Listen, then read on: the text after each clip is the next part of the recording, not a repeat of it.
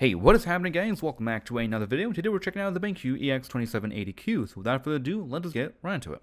So here you are looking for a new monitor to buy, and you either happen to stumble upon this video in your feed, or you're looking for a monitor review that tells you yes, this is the panel to get, so this might be one of those. But let's go and present the facts, and we'll talk about what I think about this panel. So what we are dealing with here is a 27-inch 1440p IPS 144Hz 5 millisecond HDR 400 FreeSync panel. Standard issue specs for a decently priced high-end gaming panel. But what makes this one special is what I like to call the BenQ sauce, which are a few more added features that most other panels do not have, which includes things like their built-in ambient light sensor that adjusts the brightness and color temperature according to your environment, a remote controls that helps navigate through the menus, as well as the eye-saving features, alongside a nice little rubber pad we can place your remote on.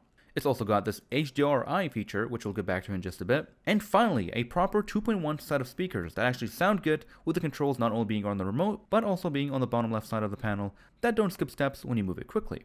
And yes, you have heard that right, 2 speakers on the front and a subwoofer on the back. All that in a pretty decently priced package. In the box you'll get the monitor itself, the monitor stand, the power cable, the HDMI cable, Type-C cable, the remote pad, as well as a bag full of papers that also has a CD. Now a quick look at the remote here, we have pretty much everything that we're looking for. We have the power button, we have the input selector, that by the way does not display anything that is not connected, which is nice. We have the general directional controls, which also happen to be a quick selector for the brightness and the contrast. Then we have a dedicated button for the HDR options. Right across from it we have the menu/back button.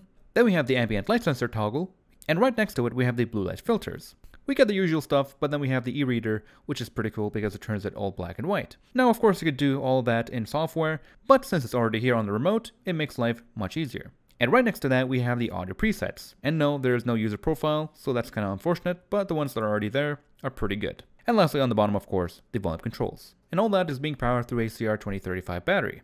Taking a quick look at the back panel, we have a couple things. We have 2 HDMI 2.0s, 1 DisplayPort 1.4, a headphone jack, a Type-C port with 10 watts power, and of course your standard PC plug. And yes, we do indeed have a face mount option, and right above it is where you'll find the subwoofer. Alright, so with all that being said, let's go ahead and talk about HDR. So HDR on cheap panels is always a hit or miss, and it tends to be that way because panels are just not up to snuff. This panel is claimed to have 10-bit HDR, but really it's 8-bit with simulated 10-bit, through some processing trickery. That being said, I definitely wouldn't recommend it for competitive games. But it's actually pretty great for movies or just casual games that you enjoy single player, and it just makes the game pop a whole lot more.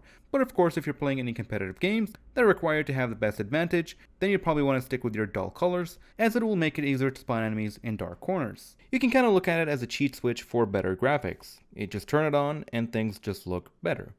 Subjectively. Sometimes.